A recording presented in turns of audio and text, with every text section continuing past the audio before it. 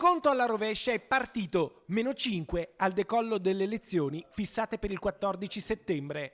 Le scuole scaldano i motori, se in Italia è il caos, il Veneto appare un'isola felice. In particolare Vicenza è in prima fila nella corsa contro il tempo per ripartire con tutti i dispositivi anti-Covid. A cominciare dai banchi monoposto, in grave ritardo nel resto del paese, mentre a Vicenza oggi è già iniziata la distribuzione negli istituti della città. Eccoli i famosi banchi appena arrivati alla scuola media Maffei.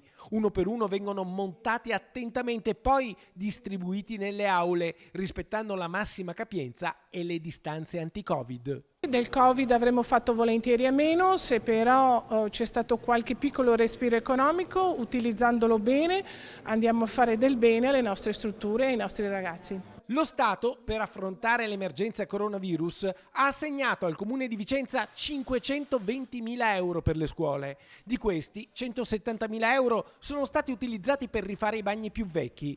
Inoltre, verrà realizzata una scala di emergenza per mettere in sicurezza l'istituto Scamozzi.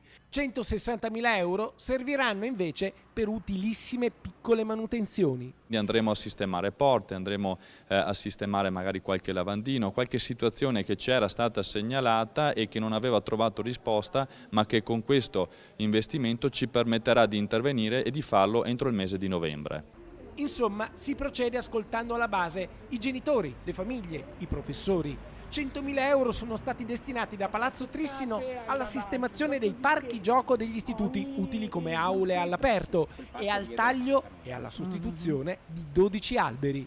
Andremo a sostituire queste piante, a riallocarne altre sempre in questi giardini, seguendo anche le indicazioni di quelli che sono gli istituti stessi. Quindi magari un filare sul confine potrà diventare un piccolo boschetto per dare un'area in piena ombra da poter utilizzare anche agli studenti. Così l'emergenza Covid a Vicenza è diventata un'opportunità. Quella che è stata realizzata è una vera e propria rivoluzione qualitativa delle scuole vicentine. Questi micro e macro interventi ci permetteranno, siamo convinti che ci permetteranno di riconsegnare delle scuole a norma e soprattutto che possano essere utilizzate appunto dai nostri alunni.